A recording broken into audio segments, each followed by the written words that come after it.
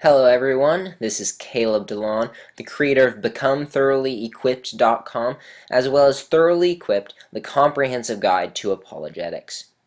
I'm very excited about this video, which is the first in a series of videos where I'll be walking through the 25 concepts in my conceptual organizational system, just giving you a little bit of information on each one, hoping that I can allow you and enable you to be thoroughly prepared and use this series to launch you into the card writing process. For this first video, we're just going to cover Concept 1, which is God's existence and revelation. First of all, we need to know what are the topics for this concept, and of course the NCFCA and STOA have different topics for this concept. The NCFCA has 2, while STOA has 4. And one other thing to notice is that STOA's is much more heavy on statement analysis than the NCFCA topics. So those are the topics. Let's look at a thesis statement. What's the main point that you want to make here?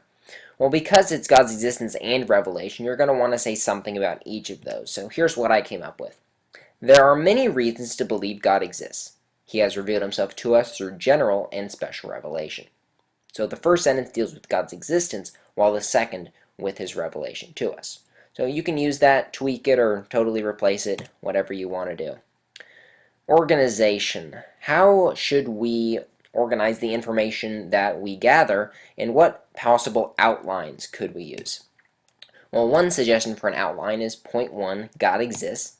Point 2, God has revealed himself, with 2 subpoints. First of all, general revelation, and second, special revelation.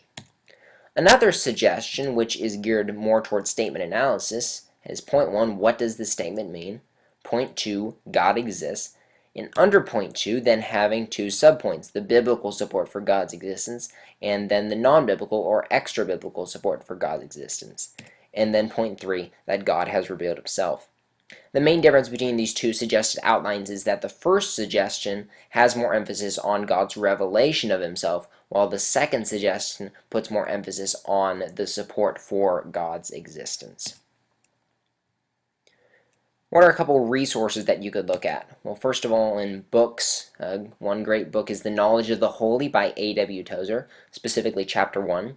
Actually, the first sentence of Chapter 1, where A.W. Tozer says, what comes into our minds when we think about God as the most important thing about us, is actually one of the STOA topics underneath Concept 1.